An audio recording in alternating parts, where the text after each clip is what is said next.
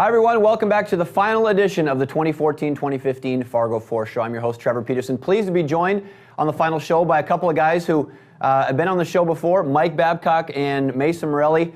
Michael, you got things kicked off this season, so it's only fitting to have you back on the show for the final time. Guys, the season is just about over. Only one game left in the regular season as we sit here and taping. Mason, I'll start with you. What are your thoughts as you kind of look back on this season, knowing that, hey, it's almost done now?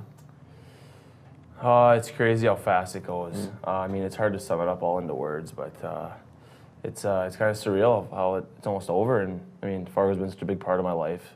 I mean, living in Minot, so close, and I grew up playing hockey here, so I knew people coming to Fargo. And no, I don't know. And I've had a great built family. You know, it's going to be very hard to say bye. You know, it's been very fun. Now, both you guys, you played with the Force for the last 2 years, not just one, but 2 years. Michael, your thoughts on this thing? I mean, you guys have, like you said, you kind of make it home as Fargo for the last couple of years. What's it going to be like for you to knowing this part of your journey's done? Yeah, no, I mean, it's just another chapter of your life, I suppose, but it kind of feels like, you know, since it's the current one, it's a little bit more of a big step. You know, I've been really blessed, you know, to be part of such a great organization with great coaches, staff, trainers, people in the front office, build families, stuff like that. So it'll be hard to say goodbye, for sure. Mason, talk about your growth as a player in your 2 years with Fargo. What's the biggest thing that you maybe thought that you've improved on? What's the biggest thing that'll stand out from an individual standpoint from your time here with the Force? I think I've matured as a player. You know, just kind of learned your role, what you can contribute to the team as far as who's the goal scorer, who's the guy that'll go out there and get you energy, who's your defensive forward, you know, and then you have your D and your goalie, obviously. But no, I think I've matured as a player. You know, just getting ready for that next step of college. It's such a high level, and you know the coaches here have done a very good job of preparing each and every player. So it's very fun. 10 goals and 10 assists for you in your final season with the Force, 20 points. So you'll be going on to University of Nebraska Omaha next year for hockey as well. How excited are you? I'm very excited. Yeah, it'll be a lot of fun, and since they're in the Frozen Four, it's kind of fun to cheer for them, and hopefully they can win their game Thursday. But it'll be fun. Yeah, I'm excited to play for Coach Blaze, and it'll be a lot of fun down there. I'm looking forward to it. And Michael, you're going on to play at Merrimack College next year. 3 goals, 8 assists this year for 11 points. Tell me about you and your development, how you kind of matured or changed in your 2 years with the Force. Yeah, no, I mean, like I got here off a trade, and it was more or less kind of a free agency type thing. So you know, just coming here, you didn't really know what to expect, and you know, all you really wanted was a chance and be able to play, and I definitely got that last year and this year as well. So I've just matured as a player and a person here for sure. Like Mason said, we talk about roles and stuff. I'm more of a role guy for us. I like to bring energy to the team. So for me, that was a big part of just understanding that and trying to enable my defensive game as well, and just, you know, help the team try to win on every night. All right, well, much more with you guys in a bit, but first we want to talk about the Force that had 6 games in the last 2 weeks, including 3 games in 3 nights, starting in Sioux Falls on Thursday, March 26th. Let's take a look at that. The first game didn't go so well. The Force 0 for 4 on the power play as they fall to Sioux Falls 4-0. Former Force Mikey Eisenmont with a first period goal in that one for the Stampede. He got traded to Sioux Falls late this season.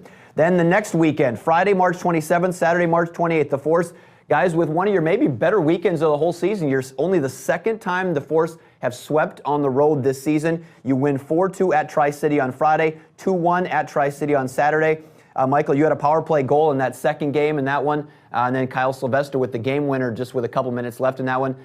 Your thoughts on just getting a great road sweep, especially against a team like Sioux City, who's been right up there at the top of the standings all season long? Yeah, no, I mean, just like we played the Sioux Falls the night before, and that was by us losing, that actually eliminated us from playoff contention. So that was probably the low point for the season for us, just knowing that we had a set end date. So we wanted to make sure we came out really flat that night. So the next 2 nights, we were playing a team that we thought we matched up pretty well against, and we felt that if we could give them our best game both nights, then we'd come out with victories. I was going to talk about that. You mentioned it. The Force were mathematically officially eliminated from the playoffs for the 2nd straight year on that week. And Mason, you guys have both been here 2 years, and unfortunately, neither of those years you guys saw the playoffs. How disappointing is that, knowing that you go through that whole long grind and the playoffs were just not meant to be these last couple of years?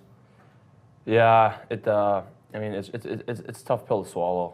I mean, to say the least. I mean, it really sucks, you know, not being able to make the playoffs. And I know it's our head coach John Marks last year, and we wanted to send him out with a bang. But I mean, unfortunately, we couldn't make the playoffs for him. But you know, it's hard to see that and see that that's how the way it's going to end. But I mean, you go out to battle every night with your brothers, and I mean, you know, they're great guys, and at the end of the day, it's just as long as you're having fun. Right. The following weekend, then the Force traveled to Sioux City for a Friday night tilt. We'll take a look at some highlights in this one. In the first, a nifty little 1-2-3 for the Force as it's Baudry to Pooley to our guest, Mr. Babcock, for the goal. 1-0 Force there. Later on in the power play, Justin Baudry scores this time off the nice feed from Riley Tufte. That's a power play goal, and it's 2-0 Force after a period. But Sioux City would score 4 of the next 5 goals. Joe Snively got things started in the second. He'd also net the game winner with just 30 seconds left to give the Musketeers the come-from-behind 4-3 victory. As I said, the game winner at the 19:30 mark of the third. On Saturday, it was handsome man night as the Force hosted Omaha. Maybe that was only a face a mother can love, huh, Michael? I'm not sure about that. Any thoughts on that? My mom would say so. First period, stick save by Jimmy Schultz prevents TJ Rue's second goal of the period. Still, it was Force 1-0 after 1. On the power play in the second, Riley Tufte, the pinpoint pass to Dennis Smirnov, 2-0 Force at that point. Nice. But just like the previous night, the opponent scored 4 of the next 5 goals, ultimately, including two in a 31-second span in the third. The result was the same, unfortunately. 4-3, Omaha wins it. Force, you guys outshot the Lancers 37-25, goals by Rue, Smirnov, and Mr. Babcock here. How disappointing, guys, to have a goal, Mike, to have a 2-goal lead 2 times in a row and let it slip. Is that one of those things that you just kind of tough to sleep at night when stuff like that happens? Yeah, I mean, like obviously you're starting to trend the wrong way. I mean, we thought we played really good hockey all weekend. You know, a couple bounces here and there, a couple calls go your way. We feel like we come out on top. We thought we played really well on Saturday night against Omaha. The shots show that. So I mean, you know, we were confident that if we play, you know, the way that we have been, and you know, continue our energy level and our work and our compete level, that we should be fine this coming Saturday. Let's take a look at then the standings after these last 6 games here. The playoffs the teams are all decided here. It'll be Sioux City, Tri-City, Omaha, and Sioux Falls. As Mason said, the Force 2 weekends ago just missed out in the playoffs. 28 ending at that 1 game left in the season, rather 25, 28, and 6 for 56 points. So the Force could finish really anywhere from 5th place to 7th place in the USHL's Western Conference standings. Sioux City and Tri-City been kind of on the top the whole way. Mason, when you look at those standings, you guys started out with a 5-1 record, 6-2-1 to start the season, and then it was kind of just treading water the whole rest of the way. What do you think when you look at that? I mean, did you ever think at the beginning of the season that you'd be kind of right in that middle part of the mix? I mean, you were in a playoffs hunt the whole way, but just couldn't quite put that string together enough that you guys needed. Yeah, I mean, it's a tough league. You know, there's good players on every team, and it's hard to string together wins. And at the beginning of the season, we started off so well, and we wanted to keep that going, but like I said, the teams start clicking at the right times, and it's hard to make up points. You know, each point matters throughout the year. It doesn't matter if it's your 3rd game or your 37th game. You know, each point matters, and unfortunately, we didn't start clicking at the right time. And do you kind of feel like that? When you mentioned that you know every point counts early in the season as well. Do you kind of feel like that at the end of the season? Sometimes you're okay, backs against the wall. Now you're chasing, or you guys were, you know, for the last maybe month, you know, it was kind of almost close to desperation mode. How do you guys treat that? Do you treat it any different? Does it feel any different, knowing that everyone's valuable? Do guys take it the same in the last month as maybe they do the first month, Michael? I talked about kind of with our coaches. You know, there's some times where we found games where we were losing in a shootout. We lost a lot in the beginning, and it was like, okay, well, we got a point. You know, that's what we're trying to do. We're trying to absorb as much points as possible, build a foundation, and then keep rolling. And then we had some times where, you know, we were floating around 500, a little below, a little above, stuff like that. And it just got to a point where these games that we lost early on in a shootout, that could have gone either way, play here, play there. You know, you're sitting here missing the playoffs, and you're thinking, okay, if we have, you know, those points, and maybe, you know, it's a little different. But it's definitely when your back's against the wall, there's a little bit more desperation. We tried to play like that, and you know, to be honest, it wasn't in the cards for us. But by no means is it a lost season. We had guys that we were really fond of in the beginning who kind of tried to find their way, have now found their way, and we're really proud of those guys. And you know, it'll be good going in the future. And a big improvement for the Force from last year as well. You almost doubled the wins total from last year as well. Let's take a look at some interesting numbers from this past season. We'll call them Force facts, for lack of a better term there. Number one that stands out, guys, and Coach Marks mentioned after this past weekend as well, was just goal scoring. Guys, what do you think of when you look at that? Is it just bringing in guys maybe that are more capable of doing that? I know scoring goals has been tough for the Force each of the past 2 seasons. When you see that, what do you think of Mason? Maybe it's just us not getting to the net enough or not throwing enough pucks on net. But I don't know. There's a lot of ways you can look at it. Regardless, I guess we just didn't get enough pucks in there like we needed to, obviously. Now you look at the specialty teams. They're 18% on the power play, 81% on penalty kill, right about in the middle of the league. 10th out of 17 teams on both of those. Longest winning streak was 4. That was early in the season, but after December 4th, and here's the weird one, guys. After December 4th, you guys never won more than 2 straight games in a row. It was a little up, a little down. Looking back on that, Michael, is that hard to believe that, for the span of about 3 months, it was never more than 2 straight games in a row? Numbers don't lie, right? I mean, Yeah. I don't know. That's kind of, it is what it is, like they say. Like it's, when you look at it like that, like this is probably a little bit more disappointing, video than the last one you and I were together on. But, it's hard to make a playoffs when you don't win more than 2 games after December 4th. And the longest losing streak was early on in the season as well. And then you guys didn't lose more than 3 games. So it was one of those really roller coaster seasons. One of the bright spots, obviously, always with the Force. The average attendance this year, 3,506, second in the USHL. Fantastic at Shields Arena. And you guys had a great home record as well. What are you guys going to miss about just playing at that arena this year? Because one of the best fan bases in all of the USHL. Yeah, that's a huge part of the Force organization. I mean, night in, night out, we know we're going to get a really good turnout with the fans. And how much does that help you guys? I mean, does that give you an extra boost maybe in the nights where you come out a little sluggish or different things, knowing that you got a great crowd behind you all the time? Absolutely, yeah. Kind of like the local team, the Minnesota Wild. Their thing is home ice advantage, but that's kind of like how we are too.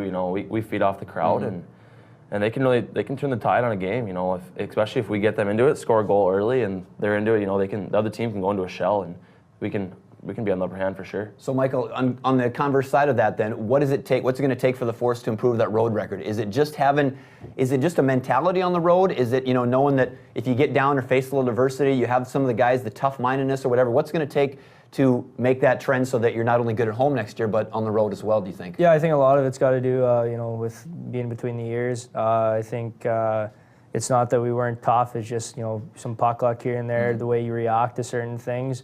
So at the end of the day, it's just going to be some mental toughness.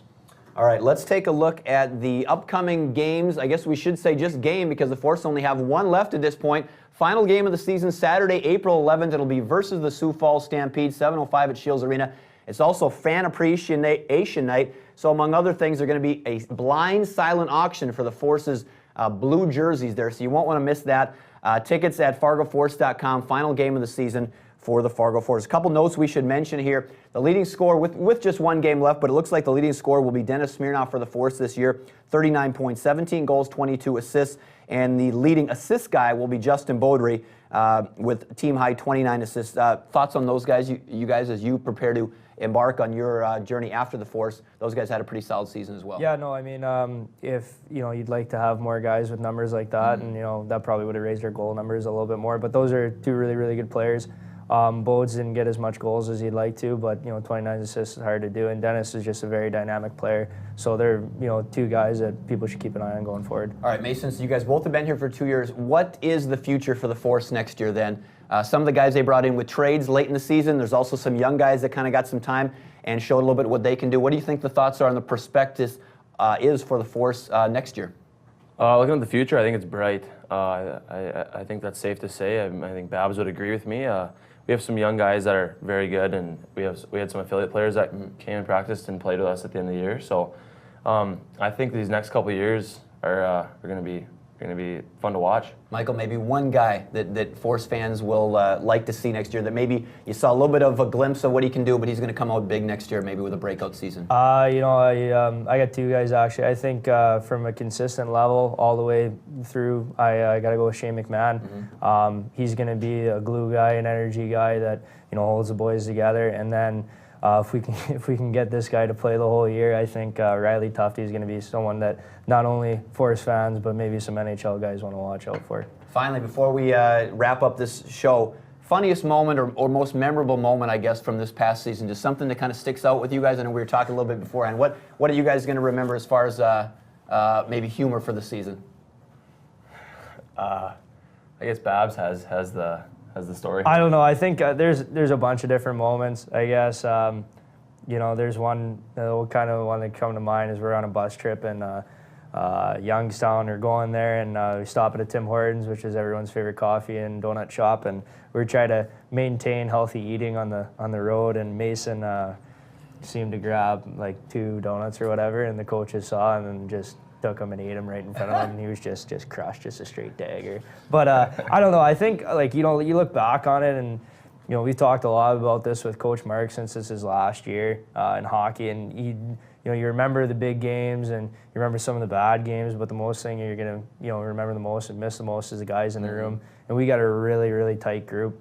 This is probably the tightest group I've been a part of, and I wouldn't want to do it with anyone else. Does that make it easier to go through a season like this, Mason, where you didn't get exactly the goal that you wanted, but you had a great locker room, a great group of guys that you were with night in and night out? Yeah, yes and no. I mean, when you go through such adversity like that, just being close with the guys can make it a little easier, but then at the end of the season, we have to say bye to them, and that makes it harder, And, I mean, you want to make a point where you can get out and see them all during the off season or in the future, because some guys are leaving, but no, it makes it a lot of fun during the year just being with the guys. I mean, we were never bored. We always had something to do, and the guys were close. I don't think there was anyone that was ever excluded, so we made it a lot of fun, and definitely gonna miss it. There's a lot to be said for that. Real quick, what kind of donuts were they? Boston cream. Okay. Boston cream, all right. With that, we'll end this edition of the Fargo Force Show. Michael and Mason, thanks for joining us. Best of luck the rest of the way in your hockey Appreciate career. it. Thanks for having us. All right, and thanks for watching all season long, everybody.